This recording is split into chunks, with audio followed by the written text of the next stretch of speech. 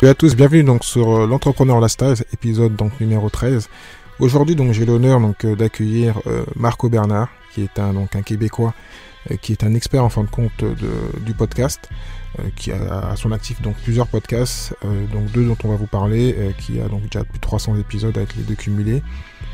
Qui est aussi donc un serial entrepreneur qui a créé plus de 20 sociétés, qui en a échoué beaucoup comme il le dit, car il a fermé beaucoup. Donc il va nous donner beaucoup de conseils, expliquer pourquoi il faut donc se lancer dans le podcast, pourquoi en fin de compte c'est le meilleur moyen en fin de compte de closer ses clients, d'avoir des clients fidèles, pourquoi en fin de compte il y a encore beaucoup de place en francophonie. Donc il donne beaucoup de chiffres parce qu'il connaît bien le marché, il a bien étudié, surtout que lui il est proche du marché donc anglo-saxon, donc il le connaît aussi.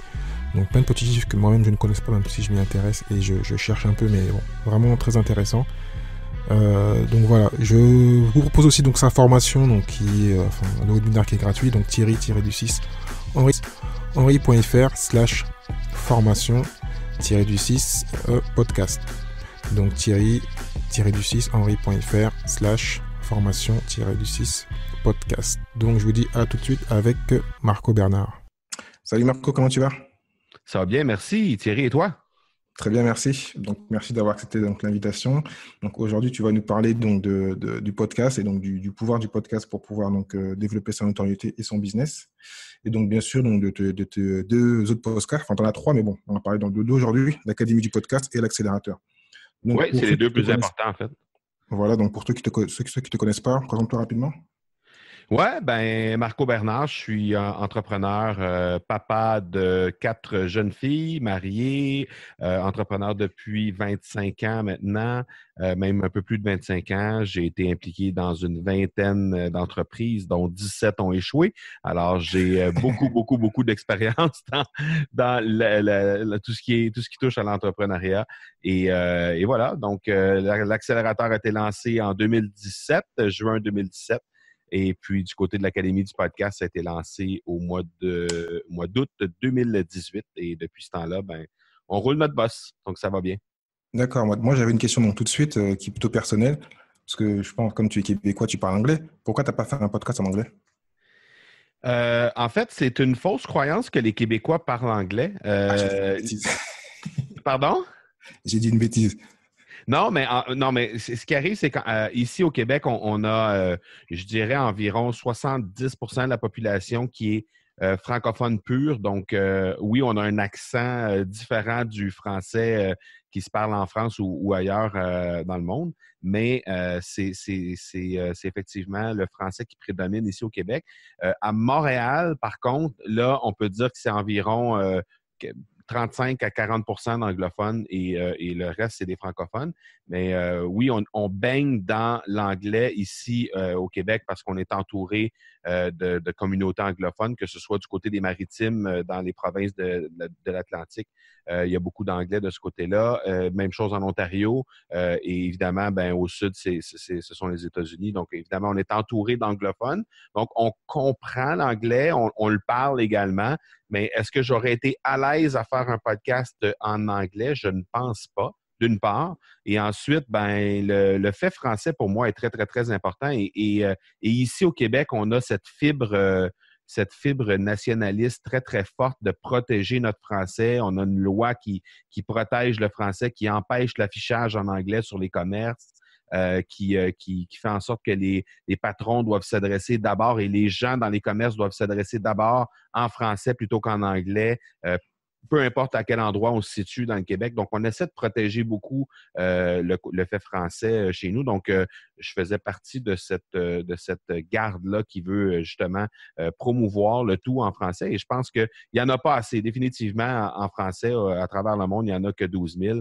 Et je pense en parlant comme tu fais aujourd'hui, Thierry, ben on va venir à bout d'en avoir plusieurs milliers de plus. Et c'est ce qu'on essaie de faire avec l'Académie du podcast. Et j'espère, parce que je pense que tu vas motiver beaucoup de personnes, parce que j'ai vu que tu étais assez actif, parce que j'ai vu que tu étais sur WebMarket. Enfin, moi, je ne te connaissais pas trop. Et dernièrement, j'ai cherché, donc comme un pro pour faire l'émission, j'ai vu que tu étais partout. Donc, quand on cherche, on trouve, comme on dit. Et donc, je t'ai vu que tu as interviewé certains Français qui sont très connus dans le marché des YouTubeurs. Et donc, aussi, donc, tu as fait des articles sur webmarketing.com, je crois. Donc, Oui. voilà. Donc, toi, en fin de compte, quelle est la stratégie? Parce que les podcasts, c'est juste le podcast pour être rémunéré pour faire du business ou qu'est-ce qui est autour, en fin de compte?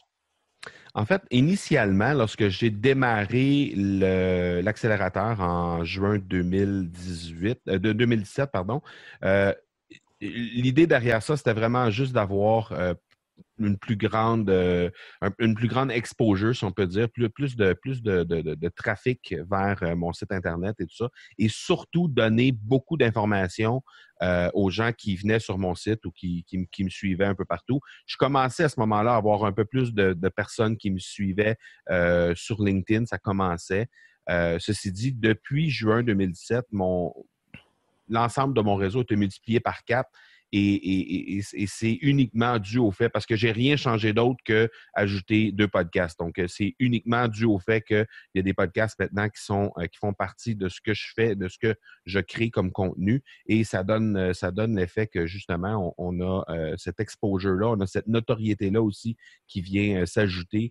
Et puis, ça fait en sorte que les gens apprennent à me connaître comme tu l'as fait, puis comme plein d'autres le font à chaque épisode, donc autant sur l'accélérateur que sur l'Académie du podcast. Mais initialement, lorsque ça a été lancé avec l'accélérateur, il n'y avait aucun but pécunier derrière. C'était pas pour faire de l'argent.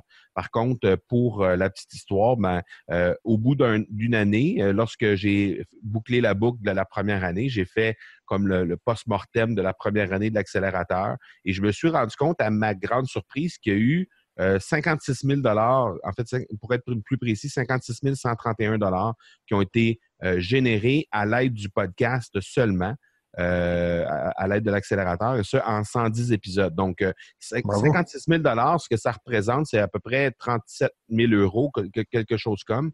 Et ça a été généré malgré le fait que j'avais aucun annonceur sur mon podcast et j'avais rien à vendre sur mon site Internet non plus. Et d'ailleurs, si vous allez sur lemarcobernard.ca, vous ne trouverez rien à acheter non plus sur le site, sur mon site Internet et j'ai rien à vendre. Donc, mais comment ça fait donc la rémunération? C'est par l'affiliation ou c'est la formation de l'Académie du podcast?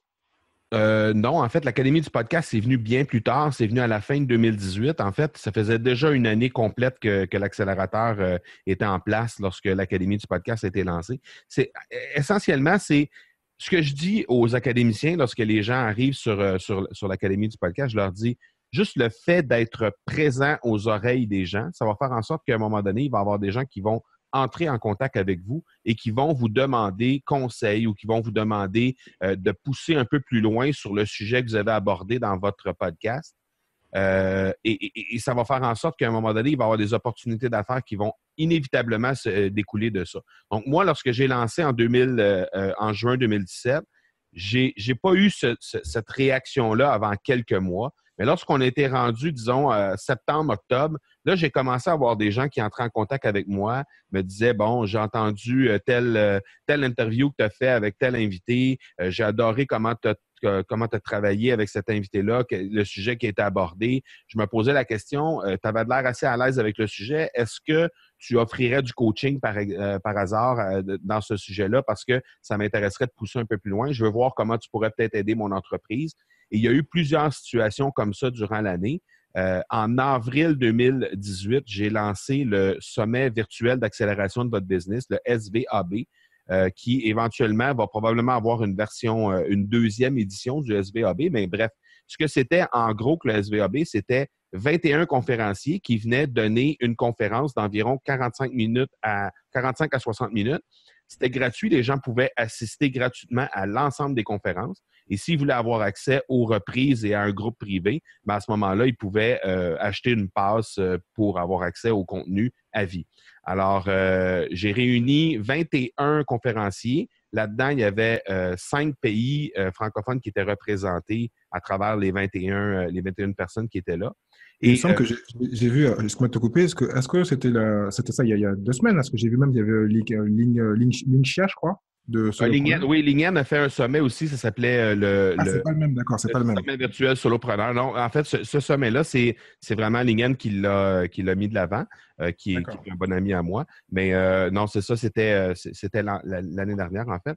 Et tout ça pour dire que pendant ce sommet-là, c'était sur 3 jours, pendant ce sommet-là, il y a un type qui m'a contacté, il m'a dit Marco, il a trouvé mon téléphone, mon numéro de portable. Je ne sais pas où il a pu trouver ça, mais en tout cas, bref. Il me dit, Marco, j'ai vu, je suis abonné sur le SVAB. J'ai regardé comment tu as fait les trucs. Techniquement, je veux exactement ça, mais pour des cours de danse en ligne. Alors, je veux lancer une plateforme avec des cours de danse en ligne et j'aimerais ça que tu me dises comment je peux faire ça. Est-ce que ça, toi, tu l'as fait comment, etc. J'ai dit, ben, c'est moi qui ai bâti la plateforme au complet. Ben, il dit, je veux exactement ça. Je veux que tu montes ma plateforme. Il dit, là, moi, j'ai fait faire un paquet de soumissions partout. J'ai fait faire des devis et je me retrouve avec des devis de 40 000 canadiens, tout ça. Donc là, je lui ai dit, ben, C'est très bien. ouais, ben c'est ça, mais tu sais, pour être tout à fait franc, c'est pas. C'est vraiment ridicule en comparaison avec le travail qui était à faire. Là, c'était moins que la moitié de ça, sans problème. Ouais, Alors, j'ai fait le travail avec lui et donc, ça fait partie de ça. Donc, essentiellement, ça provenait d'un épisode de podcast parce que dans l'épisode, j'expliquais pas à pas exactement comment j'avais bâti le sommet. Et lui, il m'a dit, j'ai écouté cet épisode-là, j'ai été m'inscrire, j'ai regardé et c'est exactement ça que je veux, alors je t'engage. Donc, il y a eu de ça là, à plusieurs reprises durant l'année et au total, ça a généré 56 000 et des poussières. Bon, ben pour tous ceux qui écoutent et qui savent pas, qui cherchent du trafic et à avoir un peu de notoriété, voilà l'intérêt du podcast. Donc, j'avais d'autres questions. Actuellement, en fin de compte, comment toi, tu vois le marché entre le marché US? Parce que moi aussi, je suis très podcast, donc JLD, Pat Flint, enfin, j'en écoute 5 à 6 heures par jour, quand je peux. Comment tu vois le marché évoluer par rapport au marché français? Surtout qu'on a un marché, quand on dit français, c'est francophone, parce qu'il y a le Maghreb, le Québec, la Belgique, la Suisse qui parle un peu français. Oui, oui, oui. Ben, écoute, premièrement, il y a une énorme opportunité à saisir du côté francophone. Présentement, on parle d'à peine 12 000 podcasts francophones à travers le monde sur les quelques 600, maintenant probablement tout près de 700 000. Là, les nouvelles statistiques vont être publiées. Normalement, c'est en mars ou en avril que c'est publié, les statistiques. Donc, on doit être rendu, on était 600 et des poussières là, aux dernières statistiques. On doit être rendu au-delà de 700 au moment où on se parle. Il y a eu une espèce de gros boom en 2018 que la vague continue encore en 2019. Il y a une occasion à saisir, une opportunité à saisir pour les francophones parce que pour les gens qui sont très, très, très nichés, vous pouvez aller faire une recherche dans iTunes et vous allez vous apercevoir très rapidement que dans votre niche, probablement qu'il n'y a rien ou à peu près rien. Alors que si vous faites une recherche en anglais avec les mêmes termes que votre entreprise, vous allez vous retrouver avec peut-être plusieurs podcasts, plusieurs même dizaines de podcasts qui vont être là dans ce sujet-là, dans cette expertise-là. Alors, comme il y a rien en français, vous allez pouvoir vraiment sauter sur une occasion incroyable pour justement être les pionniers à vous lancer. Donc, ça, c'est la première chose. La deuxième chose, c'est que Google a mis les efforts, a redoublé d'efforts en 2018. J'ai eu la chance de recevoir, entre autres, Zach Renaud-Wedin, qui est le directeur de Google Podcast sur l'Académie du podcast à l'épisode 2 ou 3, je pense. Et il est venu nous annoncer l'ensemble des actions que Google comptait prendre dans les prochains 24 mois à ce moment-là. Donc, ça date de déjà 8 ou 10 mois environ. Donc, et une des actions que Google comptait faire, c'était justement d'ajouter un onglet dans les résultats de recherche. Lorsqu'on fait une recherche dans Google, on a évidemment les résultats de notre recherche qui nous sont retournés. Ensuite, il y a l'onglet Actualité, l'onglet Images, l'onglet Vidéo, etc.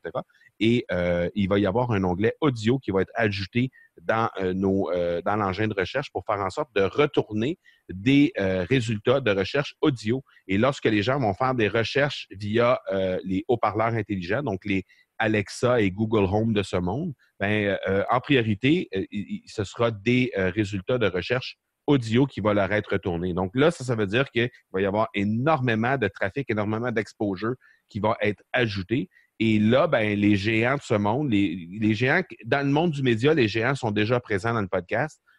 Ici au Québec, il y a Québécois qui a lancé sa propre chaîne de podcasting. Il y avait Radio-Canada qui était déjà là. La majorité des chaînes radio et télé ont déjà du podcast ou sont sur le point de lancer leur podcast. Je sais qu'en France, ça se fait également. Donc, au niveau des médias, c'est déjà là. Sauf que là, lorsque les résultats vont pouvoir rentrer directement dans Google, là, on va voir les géants qui vont arriver, les autres entreprises, les banques, etc. On va commencer à voir ça qui va arriver. Et définitivement qu'à ce moment-là, ben, les gens qui vont déjà avoir été là, ben, ils vont avoir cet effet de prime de pionnier qui va entrer en ligne de compte. Ben moi, j'ai même entendu, en plus, c'est sur un podcast en anglais. Alors, je sais pas, je crois que c'est Pat Flynn qui parlait de ça, qui indiquait que même les constructeurs de voitures, parce que même certains, actuellement, moi, ben, sur la voiture de ma femme, ben, je mets le Bluetooth et je peux écouter mon podcast. Mais même les petits constructeurs s'y mettent pour que tout le monde, en fin de compte, ben, comme le monde évolue vers la vidéo et l'audio, que toutes les voitures, en fait, soient équipées pour qu'on puisse écouter les podcasts. Et en plus de ça, juste une parenthèse, j'écoutais même, c'est même pas de qui en parlait, même le grand gourou du blogging, comment il s'appelle, Seth Godin, qui s'est mis au podcast. Donc Oui. voilà, tout le monde s'y met, et même là, j'en suis encore d'autres qui s'y mettent. Donc voilà, c'est vraiment. Pourtant, d'autres le faisaient depuis un petit bout de temps, plus Mhm. 5-10 ans. Et ben là, mais j'ai l'impression que tout le monde se court. Donc, et moi, j'étais au salon de l'affiliation avec Nel Patel, il y avait un keynote speaker, et il disait que il y a un trou de 3-4 ans sur la vidéo et le podcast. Il faut y aller parce qu'après, ça va être bouché comme le blogging. Donc, il faut y aller maintenant. Exactement. Oui, Donc, exactement. Et en français, je pense qu'on a une fenêtre qui va être un peu plus grande que ça. Je pense que l'information que Neil t'a donnée est exacte pour l'anglais. Je pense que le français est toujours quelques années en arrière. Donc, on est vraiment, vraiment, vraiment dans les early adopters, comme ils disent. Là, on est vraiment dans la courbe là, complètement à gauche du spectre. Pour vraiment être dans les premiers à se mettre de l'avant. Donc, et effectivement, et même Gary Vaynerchuk, pour ne pas le nommer, qui est le grand gourou marketeur américain, a annoncé lui aussi au printemps de 2018 que ce serait the next big thing, le podcast, que c'est vraiment la tendance à aller de l'avant avec. en espérant qu'il ne se trompe pas comme il se trompait sur Snapchat. Mais bon, en général, il ne se trompe pas. Il s'est juste trompé sur Snapchat, mais bon, il a le droit de se tromper aussi. Donc, C'est assez rare qu'il se trompe, effectivement. Puis en fait, il ne s'est pas vraiment trompé sur Snapchat. Je pense que l'erreur stratégique de Snapchat aura été de refuser l'offre de Facebook, mais c'est une autre histoire. ouais, tout à fait. Donc, actuellement, en fin de compte, parce que j'ai fait dernièrement un podcast il y a 2 mois sur le Instagram, et bon, je connais un peu ta réponse parce que j'ai été chercher donc les informations, vu que j'ai une tendinite que j'ai expliqué. Est-ce que toi, tu penses que n'importe qui peut se lancer en podcast? Ben, définitivement. La preuve est là. Moi, de mon côté, j'ai aucune formation en radio, en communication. J'ai aucune formation de quelque chose que ce soit là, pour donner des entrevues ou tenir des entrevues ou peu importe. Et malgré tout ça, là, je suis rendu à tout près de 250 épisodes au moment où on se parle. Un podcast qui apporte déjà plus de 500 auditeurs à chaque épisode. Et 500 auditeurs, les gens qui ne connaissent pas le monde du podcast ou qui sont habitués à des chiffres dans YouTube, par exemple, peuvent sembler dire, ben, c'est pas énorme, 500. La moyenne mondiale sur un podcast, c'est 162. Donc, ça, c'est la moyenne mondiale de gens qui vont aller écouter un épisode de podcast. 500 personnes, c'est comme si la différence entre un auditeur sur iTunes, sur un podcast, par exemple sur iTunes ou sur n'importe quelle plateforme de diffusion, ou encore sur YouTube, par exemple, c'est que la personne va être cruellement bien, Fidèle. elle va être qualifiée pour venir écouter. Elle choisit de venir écouter ton podcast et les gens nous écoutent en moyenne durant 32 minutes. Alors que lorsqu'on écoute une vidéo sur YouTube, le temps d'attention moyen d'une vidéo sur YouTube, c'est de 3 à 5 minutes. Donc, les gens vont souvent faire du zapping sur YouTube. Ils vont passer d'une vidéo à l'autre. Il y a une multitude d'autres vidéos qui leur sont offertes dans la marge à droite. Alors, souvent, ils vont trouver une vidéo plus intéressante dans la marge. Ils vont écouter que quelques secondes. Ça va compter pour une vue. Et là, ils vont passer à l'autre vidéo par la suite. Il y a définitivement les gens qui écoutent les podcasts, ce sont les gens qui convertissent le mieux. Ça, c'est prouvé 100 fois et tout le monde qui a un podcast va vous dire, tout le monde qui a un podcast et une chaîne YouTube vont vous dire qu'ils vont convertir beaucoup mieux avec leur podcast qu'ils le font avec leur chaîne YouTube, malgré qu'ils ont énormément moins de trafic sur le podcast. La différence, c'est que les gens sont beaucoup mieux qualifiés en rapport avec ça. Donc, définitivement, le nombre de personnes, c'est trompeur si on le compare d'un format à l'autre, Mais je vous dis, comme je disais, pour revenir à la question de départ, c'est que définitivement, je pense qu'on peut se lancer sans aucun problème et de commencer avec quelques Et outils. en fin de compte, ce que j'ai mal posé, excuse-moi de te couper, j'ai mal posé ma question, mais tu as, quand même répondu à une question que j'allais poser. Je parlais plutôt de la niche. Alors, si c'est un boucher, alors pourquoi je te pose la question? Parce que moi, dernièrement, ben, j'étais sur les US, et comme j'ai une tendinite, j'ai été chercher le mot tendinite. Et j'ai trouvé un podcast sur la tendinite. J'ai dit, c'est pas possible, il y a un fou qui a fait un podcast sur la tendinite. Et après, j'en ai vu plein d'autres. J'ai vu des dentistes, j'ai vu, mais c'est pas possible. Mais est-ce qu'en France, on pourrait le faire ou est-ce que ça va se faire? Voilà, c'est ce que je Ben, disais. pourquoi pas? Ben oui, ben oui, ben oui, ben oui, pourquoi pas? En fait, même, j'ai une cliente présentement parce que je fais du coaching un peu dans tout ce qui est création de contenu, évidemment. J'étais dans le blogging, je le suis toujours, mais j'étais très impliqué dans le blogging depuis 2012, en fait, avec mon autre entreprise et avec Marco Bernard également. Mais donc, je fais du coaching avec elle et elle, justement, c'est une clinique dentaire. Et je lui disais, pourquoi tu ne serais pas la première à lancer ton podcast en français, étant une dentiste? Et là, ben, elle dit, OK, on va commencer par créer le contenu écrit parce que là, on est en train de travailler là-dessus. Mais elle est ouverte à ça parce que, bon, c'est quelqu'un qui s'exprime quand même bien et c'est quelqu'un de dynamique, donc elle n'est pas fermée à ça. Fait que je suis à peu près certain qu'on peut voir un podcast au niveau de la dentisterie dans les prochains mois qui va voir le jour au Québec. Mais l'ensemble des professions peuvent définitivement être là. Et ce que je dis à mes étudiants dans l'Académie du podcast, c'est pour bien choisir un sujet, il ne faut pas que ce soit seulement qu'un sujet pour lequel on a une expertise. Il faut que ce soit un sujet où on a une expertise, mais avec un angle où on a une passion qui vient se greffer à ça. Alors souvent, ce que je leur dis, c'est que prenez une feuille, séparez la feuille en deux et dans la colonne de gauche, inscrivez passion et curiosité et dans la colonne de droite, inscrivez tout ce que vous avez comme expertise, tout ce que vous avez comme compétences et faites l'inventaire de ce que vous avez comme passion et comme ce que vous avez comme compétences et essayez de voir s'il n'y a pas des matchs possibles entre les deux. Alors, pourquoi ne pas lancer, par exemple, un podcast pour les entrepreneurs qui adorent faire la cuisine? Alors, la cuisine pour les entrepreneurs, ça peut être très compliqué parce qu'on n'a jamais le temps. On arrive le soir, souvent on va manger sur le pouce parce qu'on arrive très tard. Donc, on se ramasse à manger une tartine au beurre d'arachide et souvent, c'est avec quelques croustilles et un fruit. Donc, ça finit souvent que c'est des trucs comme ça. Alors, pourquoi avec un podcast qui me parlerait de cuisine? Alors, moi, j'adore cuisiner. Un podcast qui me parlerait de cuisine dans un cadre entrepreneurial, j'embarquerais là-dedans, moi. Et je serais un auditeur fidèle de ce podcast-là parce que, justement, ça vient chercher deux passions que j'ai, la cuisine et l'entrepreneuriat. Donc, vraiment, de trouver un sujet pour lequel vous êtes vraiment qualifié et un sujet qui vous passionne et essayer d'arrimer tout ça ensemble pour faire en sorte que, justement, à ce moment-là, vous n'aurez jamais le syndrome de la page blanche n'existera pas. Ben, je pense que ça peut définitivement être un point gagnant là, pour lancer votre podcast. Donc bah, tous ceux qui écoutent, il faut se lancer. Hein. Surtout qu'il y a moi, je précise, faut pas penser parce qu'en général, les podcasts, c'est plutôt une fois par semaine ou deux fois par semaine. Bon, JLD, il est un peu à part, lui. Mais après, c'est vrai qu'il y en a même que ceux qui sont dans des niches peuvent en faire un par mois. C'est pas gênant, en fin de compte. C'est pas une obligation de faire plus que ça. Non, ben en fait, moi, ce que je conseille, c'est d'y aller au minimum à une fois par semaine. Et pourquoi je dis ça? C'est que si on veut avoir un peu de traction, si on veut avoir un peu de résultats, il faut quand même être là assez régulièrement. Ceci dit, au début, ça peut paraître un peu, un peu gros de vouloir faire un épisode à chaque semaine pour quelqu'un qui n'a jamais fait de production audio, qui n'a jamais fait de montage, qui n'a jamais rien fait de tout ça. Moi, j'avais jamais fait de montage audio avant de lancer mon podcast, L'Accélérateur.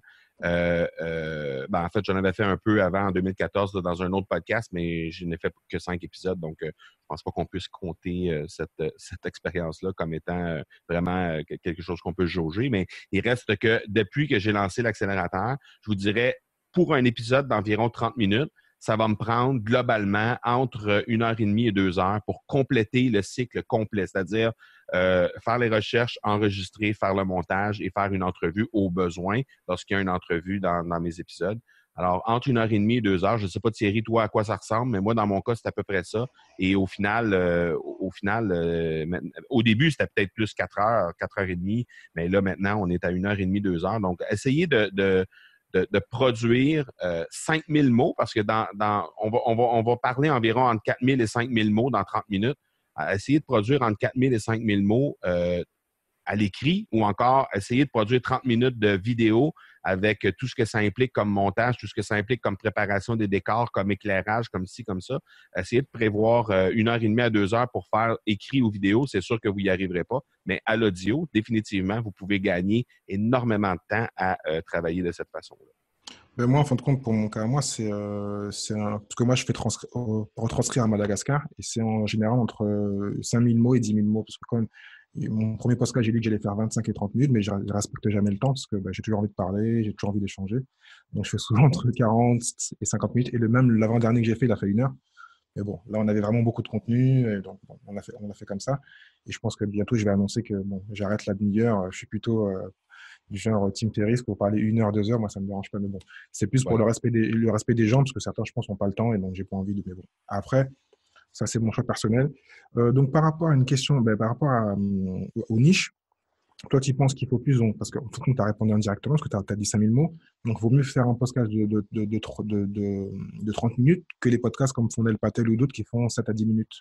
Est-ce que ça vaut le coup Mais en fait, la réponse que je te dirais, puis peut-être que la réponse ne te plaira pas, mais la réponse que je vais te dire par rapport à ça, c'est l'important, c'est de vraiment plaire au persona qui est ciblé par ton podcast. Et c'est une des premières actions qu'on fait avec les académiciens, c'est-à-dire, il faut décider notre sujet. Ensuite, la première action qu'il faut faire, c'est de définir clairement qui est la personne type qui va venir écouter ce podcast-là et quelles sont ses habitudes de consommation, comment elle consomme les podcasts. Est-ce qu'elle est dans est-ce qu'elle est dans les transports en commun matin et soir pour écouter ses podcasts? Est-ce qu'elle le fait pendant qu'elle fait la popote, etc.? Donc, peu importe, là, il faut essayer de cibler le plus fidèlement et le plus précisément possible ce que la personne va avoir comme habitude de consommation. Et par la suite, ça va dicter le format. Donc, le format va faire, est-ce qu'on y va avec des formats entrevues? Est-ce qu'on y va avec des formats en co-animation, en panel, en solo? Et la durée va venir entrer en ligne de compte par la suite. Mais il faut toujours avoir en tête la personne type, parce que c'est cet auditeur-là qui va revenir semaine après semaine pour nous écouter. Et si on est trop long pour ses besoins ou pour ce qu'il peut avoir comme habitude de consommation, il va décrocher. Et si on est trop court, il va avoir l'impression qu'il lui manque de l'information. Il va en chercher ailleurs. Et il est possible qu'il décroche aussi parce qu'il va avoir été chercher l'information complète ailleurs. Alors, au lieu d'écouter 2 podcasts, il va en écouter un seul, celui qui lui donne toute l'information. En fin de compte, pour répondre directement à ma question et à ta question, mais tu l'as bien dit, il faut le persona. Et pourquoi je parle de Nel Patel et d'autres qui font des petits podcasts, ils ont leur choix, donc eux, ils en font tous les jours. Donc c'est vrai que quand on en fait 5-10 minutes, on peut en faire tous les jours. Mais pourquoi, en fin de compte, et j'en parlais avec un invité aussi qui adore les podcasts, c'est que moi, j'aime bien les longs, parce que souvent, quand je mets le long, c'est que je vais faire soit du sport, soit je vais faire quelque chose. Et donc, j'ai besoin de pas prendre le téléphone et de changer. Donc, tu parles de la personne dans le transport. Si chaque fois, il faut que je retiens mon téléphone et que je zappe, ça m'énerve. Donc, je préfère. Je regarde le contenu, le titre, mais je regarde surtout la longueur. Si c'est une demi-heure, 1 heure, j'écoute. Si c'est en dessous, je vais le faire parce que c'est même pas tel ou quelqu'un d'autre, mais ça va m'énerver parce que je vais devoir chaque fois relancer un épisode. Donc, c'est ce qui m'embête. Mais je suis d'accord avec toi, Thierry. Et pour revenir sur l'exemple que tu dis, dans le cas de Neil Patel, moi, mon déplacement, mon temps de déplacement pour aller au bureau le matin, c'est aller selon le trafic, là, entre 4 et 7 minutes. Donc, c'est vraiment très, très, très, très court. Alors, souvent, je vais écouter un épisode de Marketing School en allant au bureau et en revenant, voilà, parce qu'on est dans les délais de ça. Mais si je vais prendre une marche à l'extérieur, ben, comme tu dis, c'est un peu irritant de devoir tout le temps changer l'épisode d'une fois à l'autre parce que ce sont des épisodes de 5 ou 7 minutes. Donc, à ce moment-là, je vais me choisir un épisode d'un autre podcast que j'écoute qui est un peu plus long et je vais y aller de cette façon. D'accord. Donc, dernière question avant que je te pose les 5 questions que je pose à tous mes invités. Qu'est-ce que tu penses de ceux qui font plutôt des vidéos parce qu'en fait, voilà, quand on fait du business et du marketing, il vaut mieux non faire ce qu'on appelle être niché, enfin, faire de one thing, avoir vraiment un seul objectif, donc commencer un podcast et le lancer. On m'a même fait mal à la reproche parce que j'ai lancé 6 mois avant ma chaîne YouTube, et après j'ai fait le podcast, j'ai dit, moi c'est comme ça que je fonctionne, ça ne me dérange pas, et j'ai séparé les deux, mais il y en a qui font en fin de compte, ils lancent d'abord donc la vidéo, ils retranscrivent la vidéo, ils la mettent en podcast, puis après ils font un texte. Est-ce que toi, c'est même ce que propose, je crois, j'ai oublié ce marketeur, bon, un marketeur très connu, Frank Kern. Voilà. On fait la vidéo, on la retranscrit, on la met en podcast et on fait un article et ça fait du contenu et global. Et puis voilà. Qu'est-ce que toi tu penses? Est-ce que c'est bien? Est-ce qu'il faut séparer les deux?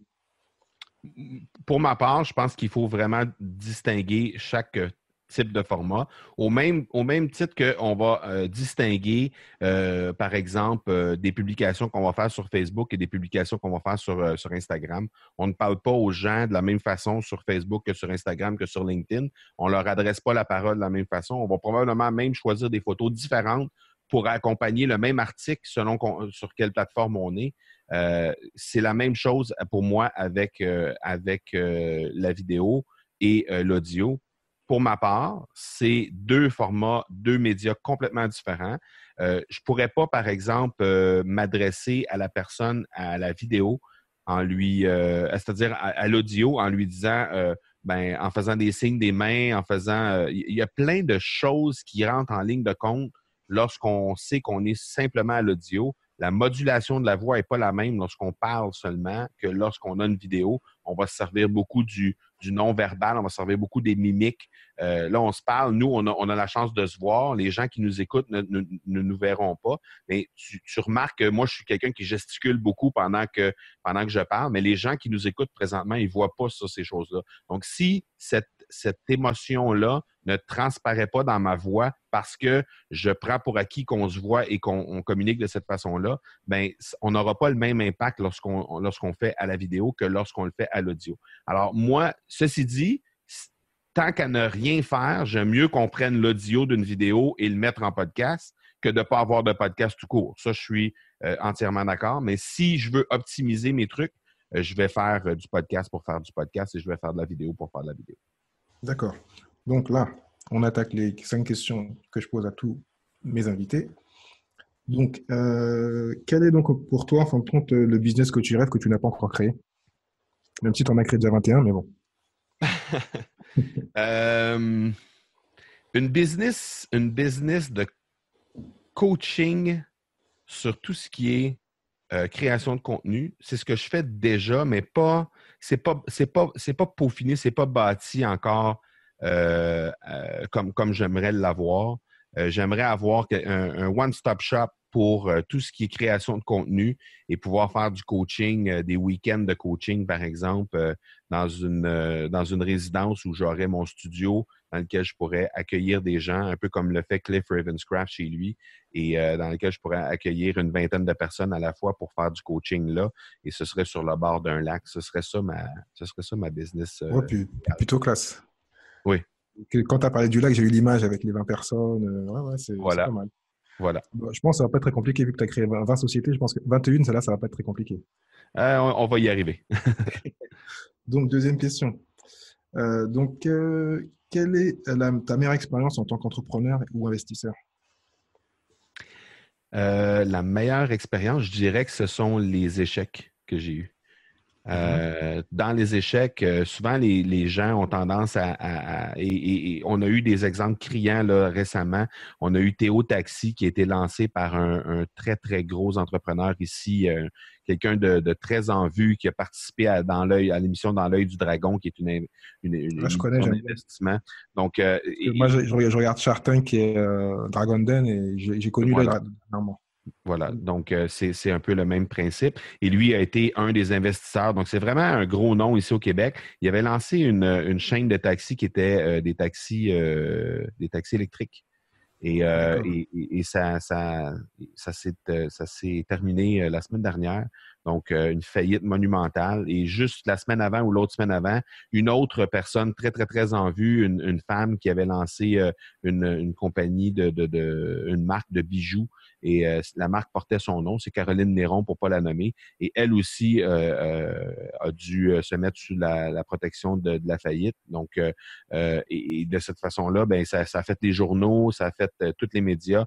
Et les gens critiquaient l'échec qui avait été là derrière, mais pour moi, l'échec, c'est la chose qui est la meilleure pour apprendre. Non, mais ceux qui ont critiqué, c'est pas des entrepreneurs, donc c'est pas gênant. C'est des gens qui voilà, donc parce que moi je connais, j'ai aussi connu malheureusement la liquidation, donc Je sais de quoi ça veut dire et j'ai appris grâce à ça. J'aurais préféré ne Ouais, pas le faire, mais bon, voilà. voilà. Quel est pour toi le meilleur levier pour devenir entrepreneur? L'entourage, s'entourer des bonnes personnes, c'est définitivement la meilleure chose à faire pour se lancer et pour avoir donc tout ce qui est communauté et tout ce qui est coaching et mentorat, c'est définitivement les choses à mettre de l'avant et rapidement pour être capable de bien s'entourer pour avoir du succès.